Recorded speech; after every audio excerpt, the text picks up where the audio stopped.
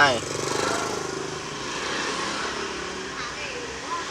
saya sudah dapat penumpang pertama saya hari ini. Alhamdulillah. Eh, saat video ini dibuat jam 9 pagi. Ini salah satu kegiatan saya. Kalau saya ngetem, saya cari-cari kerjaan di job street. Jadi sambil sambil nunggu order masuk, saya search pekerjaan di situs pencari pekerjaan job street.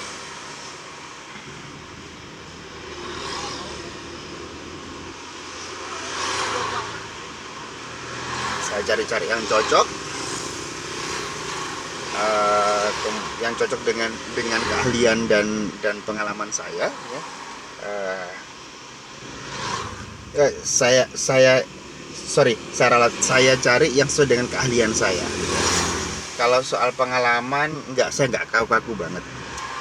Oke, saya tidak akan terpaku pada posisi level jabatan saya yang terakhir. Saya nggak terpaku di situ. Karena saya fleksibel. Ya, kan situasi sekarang ini kan tidak mudah. Jadi pencari kerja harus adaptif, harus fleksibel dalam menentukan pekerjaan yang dia inginkan. Jadi kalau misalnya ya, ada orang yang dulunya levelnya general manager, levelnya manager, levelnya supervisor gitu ya. Nah, kalau memang ternyata dia benar-benar membutuhkan pekerjaan, tidak harus kaku dengan posisi atau level jabatan dia terakhir. Kalau misalnya dia mau di bawah itu, ya nggak apa-apa. Itu sekali lagi sesuai dengan kebutuhan masing-masing. Kalau saya tidak kaku. Alhamdulillah dulu saya pernah mencapai posisi manajer di sebuah perusahaan, di sebuah kantor asing. Nah, posisi yang saya cari saat ini tentu saja keahliannya harus sama, ya, harus dengan pengalaman saya. Tetapi saya tidak kaku pada jabatan yang pernah saya raih gitu. Ya, karena situasi sudah kayak begini ya. Sulit bukan buat saya saja, tapi buat banyak orang. Maka kita harus membuat diri kita semakin kompetitif, semakin orang itu pemberi kerja atau pemasang iklan melihat kita bahwa orang ini bisa atau enggak masuk di pekerjaan, orang ini mau enggak melakukan pekerjaan. Nah, intinya pencari kerja itu pemasang iklan itu ingin melihat kita seberapa adaptif kita, seberapa fleksibel kita gitu ya. Ini ada posisi yang menurut saya cocok. Ini ada posisi saya baca job desk-nya. Saya pikir saya bisa melakukan job desk-nya. Oke, walaupun tidak sama dengan jabatan saya sebelumnya. It's okay, it's fine gitu ya. Saya apply aja. Bismillah. Doain ya. Mau didoakan juga aplikasi ada yang mau jawab. Oke. Ada yang bertanya mungkin ya, saya search-nya keyword-nya apa gitu ya. Oke. Keyword saya filter yang saya terapkan di search saya itu adalah saya mencari posisi bidang human resource. Human resource itu kalau dulu namanya kepersonaliaan. Human resource itu HRD, ya, HR, human resource, kepegawaian. Kemudian terus apalagi filter yang saya terapkan di saya juga menerapkan lokasi yang saya cari saat ini. Lokasi ideal menurut saya adalah Pulau Jawa, ideal menurut saya gitu. Tetapi saya juga fleksibel apabila perusahaan tempat saya melamar dan saya menerima saya menugaskan saya direlokasi ke luar Jawa. Saya fleksibel gitu. Nah, saya persempit dulu ya di Jawa ya. Kalau di Jawa ini keyword saya itu adalah eh, ya, favorit misalnya, favorit saya itu gini, yang saya cari pertama adalah Jogja dan Jawa Tengah gitu ya. Kenapa Jogja dan Jawa Tengah gitu ya? Pertama, saya mungkin tidak akan menemukan culture shock gitu ya, keterkejutan budaya apabila saya direlokasi ke Jawa Tengah. Ya. Saya bertugas di Jawa Tengah. Pertama, saya lahir di Jawa Timur, orang tua saya adalah kelahiran Jawa Tengah gitu ya. Kemudian saya juga terbiasa dengan makanan Jawa gitu. Jadi tidak akan ada beban kultur yang sangat mengganggu apabila saya bertugas atau hidup di Jawa Tengah. Pertimbangan saya kedua adalah Jogja dan Jawa Tengah, termasuk Jawa Timur ya, itu biaya hidupnya lebih rendah daripada, ya harus dibandingkan dengan Jabodetabek lah gitu ya. Misalnya di Jawa Timur, Jawa Tengah itu kita masih bisa dapat nasi dengan lauk pauk protein hewani ya dengan harga 10.000. Masih bisa. Hewani dalam arti daging ya. Nah, itu daging ayam atau daging sapi gitu ya, atau daging ikan. Itu di sana sudah dapat gitu. Kalau di Jabodetabek ya 10.000 itu sepertinya lauknya telur ceplok, telur dadar, sekitar segitulah gitu. Terus kalau di Jawa itu, di Jawa Tengah, maksud Jawa Tengah, Jawa Timur ya, bahkan dengan sudah dapat minum teh manis ya, minuman dengan rasa gitu ya, itu biaya ongkosnya tuh kadang-kadang kita bayar sekali makan itu hanya 12.000, 13.000 itu sudah cukup mewah di sana gitu. Beda dengan Jabodetabek. Terus apakah saya kemudian tidak mau kerja di Jabodetabek? Bukan begitu, bukan ya. Saya tetap juga mencari pekerjaan yang di Jabodetabek juga, Jakarta dan Jawa Barat juga. Saya tetap mencarinya gitu. Jadi karena situasi yang tidak mudah ini, saya harus siap dengan kondisi yang tidak mudah ini karena pandemi ya. Situasi ekonomi yang memburuk gitu ya, maka saya harus bersiap dengan situasi apapun yang akan saya hadapi ya. Ini juga ada nih HRD officer, saya akan apply. Bismillahirrahmanirrahim, doain ya.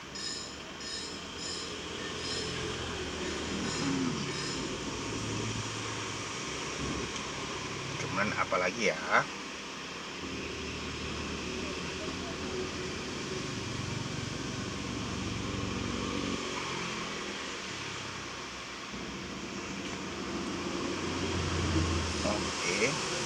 terus kalau sebelumnya manajer nggak mau jadi manajer lagi gitu. Sebenarnya saya siap apa saja gitu ya. Jujur saya siap dengan posisi atau beban kerja apa saja ya, asal sesuai dengan keahlian saya. Tetapi saya percaya bahwa masa depan suatu institusi saat ini ataupun masa depan negara ini itu ada di tangan orang-orang muda ya. Saya tidak cukup muda untuk itu. Jadi saya idealnya posisi manajerial, posisi kepemimpinan saat ini itu dipegang sama orang-orang yang berjiwa muda, energik gitu ya, dan apa ya, dan punya kreativitas tinggi gitu ya. Apakah saya tidak kreatif? Saya harus bilang saya harus mengklaim diri saya kreatif gitu ya. Apakah saya energik? Saya bersemangat ya, tetapi energi saya terbatas dibandingkan dengan teman-teman yang berusia muda. Saya harus akui itu.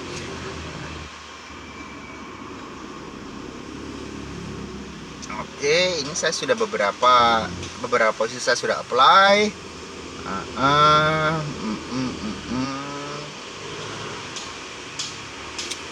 Mudah-mudahan ada yang nyangkut ya. Ngomong-ngomong, posisi saya, pengalaman saya apa sih? Saya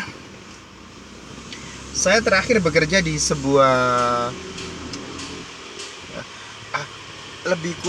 lebih dari 4 tahun saya bekerja di sebuah badan usaha milik negara, milik negara asing ya.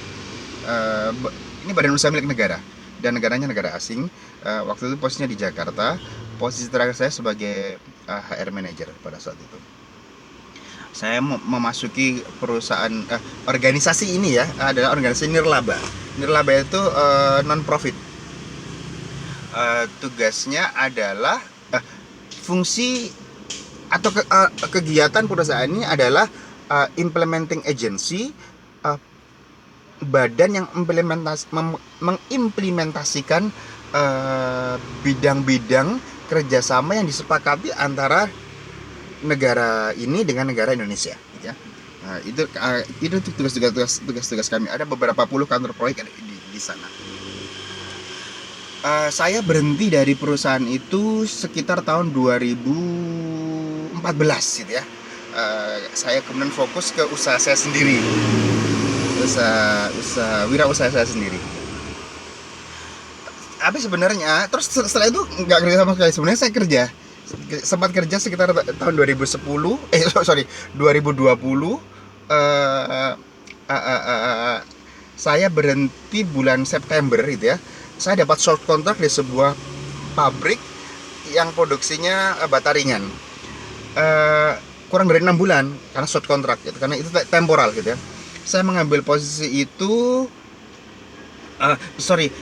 di CV memang tidak saya sebutkan pengalaman yang terakhir ini karena masa kerjanya kurang dari 6 bulan. Makanya saya tidak cantumkan dalam CV saya. Terus selain non profit, saya kemana lagi gitu. Jadi pengalaman kerja saya selain di non komersial, non profit, saya juga kerja di perusahaan profit di komersial. Tempat kerja saya pertama dan kedua adalah pabrik pengolahan kayu di Jawa Timur sana ya. Yang pertama 4 tahun ya sebagai staf administrasi, yang kedua hampir 7 tahun di sana di Kabupaten Pasuruan. Di perusahaan kedua ini saya waktu itu jabatannya sebagai kepala bagian personalia itu. Padahal saya belum pernah belajar apapun mengenai kepersonaliaan. Tapi waktu itu ditantang begitu, akhirnya saya terima saja waktu itu.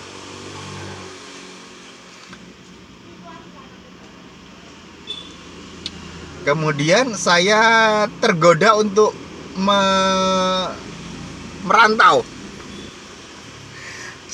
Tempat pertama saya merantau adalah kota Makassar, Sulawesi Selatan, kota yang keras sekali. Waktu itu saya memutuskan pindah ke Makassar dalam kondisi ada sebuah acara berita, kalau nggak salah punya Indosiar gitu ya. Namanya itu Patroli. Nah, acara Patroli ini hampir setiap hari menayangkan berita kriminal di kota Makassar gitu. Jadi waktu itu orang tua dan keluarga saya keberatan sekali melepaskan saya untuk merantau ke Makassar. Tapi ya saya tekad aja waktu itu. Kenapa saya kok memilih Makassar? Karena 2 tahun terakhir di perusahaan kedua itu saya ditugaskan berada di Sulawesi, di kota Makassar dan Kendari, untuk berhubungan dengan vendor-vendor kayu jati waktu itu. Saya di sana 2 tahun, kemudian saya berhenti kerja dan akhirnya saya merantau di sana. Saya jualan tas, dompet, ikat pinggang, dompet laki perempuan gitu ya, di sana. Nggak hoki ternyata, nggak hoki. Akhirnya setelah saya setahun di sana, saya memutuskan untuk merantau ke Jakarta. Gila gitu. Saya merantau di Jakarta.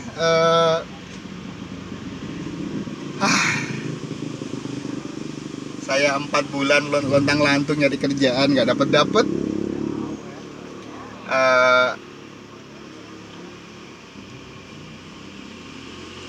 Saya sempat juga memasarkan aplikasi kartu kredit waktu itu. Jadi yang kalau teman-teman pernah lihat mbak-mbak atau mas-mas yang mengacung-acungkan aplikasi di mall-mall untuk menawarkan aplikasi kartu kredit kepada kita gitu ya, saya salah satunya. Saya pernah menjalani itu. Jadi itulah kenapa kalau misalnya ada entah itu ada telepon atau ada yang ada yang menawarkan aplikasi kartu kredit atau asuransi sekalipun di mall-mall, saya tuh nggak pernah galak sama mereka gitu. Karena saya tahu betapa beratnya tugas mereka gitu ya. Mungkin puluhan kali atau ratusan kali dalam sehari dia menawarkan aplikasi itu, belum tentu sehari itu dapat satu. Dan kalaupun dia dapat satu, belum tentu jadi duit loh. Dan mereka tidak dapat upah pokok loh. Saya nggak dapat upah pokok waktu itu. Pengalaman saya 8 bulan jualan aplikasi kartu itu, ternyata saya baru menyadari kalau saya bisa jualan. Pertama saya jualan aplikasi kartu kredit BNI ya. Terus yang 4 bulan di sana, kemudian saya Danamon dulu, dan saya perform ternyata. Tim saya masuk 2 besar gara-gara jualan dari saya doang. Bukan doang mas saya. Oke, semua anggota tim memang berkontribusi. Tapi waktu itu saya pernah dapat member yang batas limitnya itu 100 juta gitu ya. Jadi karena kartu kredit itulah tim saya jadi nyodok ke 2 besar waktu itu. Padahal belum pernah sekalipun kita tuh di 10 besar tuh belum pernah. Gara-gara apakah saya nyodok tim kami jadi 2 besar gitu. Itu pun seharusnya jadi nomor 1, karena pada saat aplikasi itu saya tawarkan ke orang ini gitu ya, sama nasabah saya waktu itu, dia itu punya batas limit kartu 300 juta gitu. Nah, ternyata yang disetujui oleh Danamon itu cuma 100 juta gitu. Jadi waktu itu saya kecewa sama timnya Danamon gitu ya. Karena waktu saya diberikan product knowledge, saya dikasih tahu bahwa kredit yang disetujui adalah minimal sama dengan plafon kredit yang dia punya gitu. Ternyata enggak gitu. Saya kecewa karena saya cabut dari Danamon gitu. Saya beralih ke BNI. Saya gabung dengan tim BNI, dan dilalah saya juga perform lagi di situ. Itulah kenapa, padahal saya tuh bukan orang sales ya, ternyata saya bisa jualan. Jadi di BNI itu kalau pengen tahu triknya, tanya saya di baris komentar gitu ya. Untuk teman-teman kartu kredit gitu ya. Kenapa saya kok bisa perform, bisa jualan? Saya sedang hot-hotnya jualan saat itu. Saya kan selama saya sales kartu kredit, saya juga tetap kirim lamaran gitu ya, entah lewat Jobstreet, entah lewat JobsDB, entah lewat iklan di koran Kompas waktu itu ya. Saya tetap rajin kirim. Ada yang respon gitu ya, sebuah perusahaan pertambangan kecil yang punya site operasional di daerah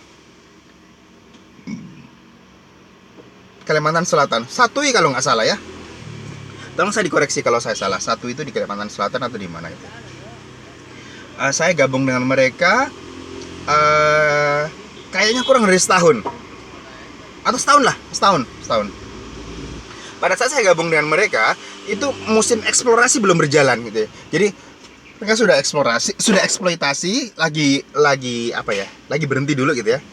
Kemudian saya eksploitasi belum jalan kembali. Saya cabut dari perusahaan itu karena saya punya teman yang membuka usaha di jasa interior design dan konstruksi,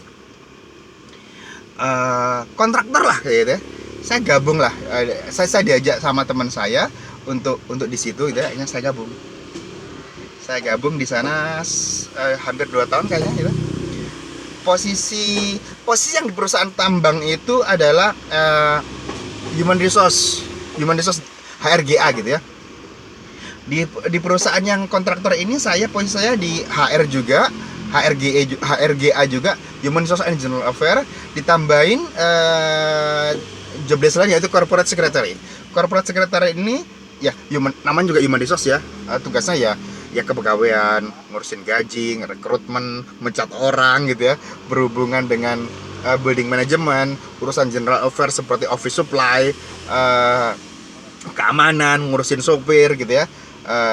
Itu adalah HRGA. Nah, corporate secretary ini tugasnya apa? Corporate secretary ini selain tugasnya adalah berhubungan dengan pihak eksternal seperti supplier gitu ya. Supplier untuk apa? Bukan barang-barang kantor, bukan.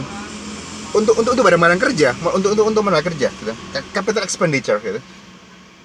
termasuk juga berhubungan dengan klien untuk membicarakan BQ, bill of quantity. Jadi suatu pekerjaan ini mengerjakan apa saja, di breakdown, butuh apa saja, misalnya butuh kayu, butuh wallpaper, butuh tile, butuh keramik, butuh saniter, butuh plafon, besi, baja, dan lain sebagainya. Itu saya berhubungan dengan mereka, kemudian saya mengkomunikasikan dengan tim kami gitu ya, dalam menyusun dalam bentuk BQ, dibicarakan dengan para pihak, disepakati, kemudian dilampirkan dalam kontrak kerja, dalam kontrak antara perusahaan tempat saya bekerja dengan klien itu. Setelah itu saya itu ingin membuka pandangan saya lebih jauh gitu ya. Saat saya kerja di sana,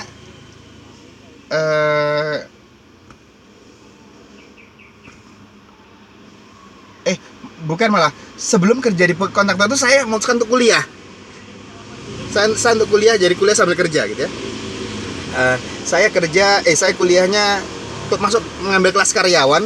Jadi siang saya kerja, malamnya saya kuliah, plus Sabtu Minggu saya kuliah gitu. Di Universitas Mercu Buana di kampus Menteng saat itu. Nah, kembali ke kerjaan tadi, karena saya ingin melebarkan perspektif saya mencoba peruntungan saya untuk bekerja di perusahaan lain yang lebih besar waktu itu. Dapatlah saya di perusahaan joint venture antara Indonesia dan China gitu ya, perusahaan Indonesia dan perusahaan China. Perusahaan ini bergerak di bidang shipping line gitu. Jadi agensi untuk Costco di Indonesia. Jadi ada shipping line namanya Costco. Setahu saya ini Costco ini adalah BUMN-nya negara China. Costco joint venture dengan perusahaan lokal di Indonesia membentuk agensi untuk layanannya di Indonesia. Saya bekerja di situ. Hampir 2 tahun juga di situ.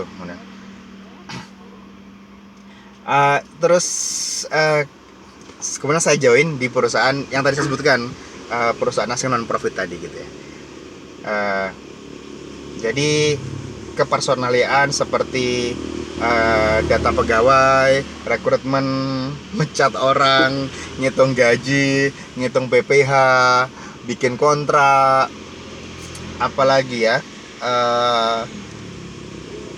promosi, demosi, merawat dokumen-dokumen kepegawaian, termasuk kontrak-kontraknya, memperbarui agar sesuai dengan peraturan ketenagakerjaan Republik Indonesia.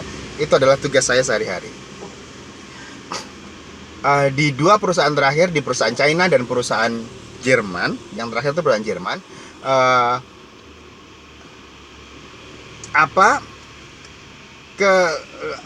penggunaan bahasa asing itu hampir dipakai setiap hari gitu. Apalagi yang di perusahaan Jerman itu, baik itu komunikasi lisan, email, komunikasi email terutama itu harus pakai bahasa Inggris. Apalagi atasan saya, baik itu yang di perusahaan China maupun di Jerman, itu adalah bos saya, itu adalah orang asing. Jadi kalau ngobrol juga harus pakai bahasa Inggris. Jadi teman-teman semua yang sekarang juga masih mencari pekerjaan, tetap semangat ya. Banyak temannya kok ya yang sedang mencari pekerjaan. Mari kita saling mendoakan supaya usaha kita doa kita diijabah oleh Allah. Usaha terus dan tetap juga berdoa ya. Saya lanjut cari pekerjaan, saya cari lowongan lagi ya. Ini saya masih di Jobstreet ini ya. Oke, makasih.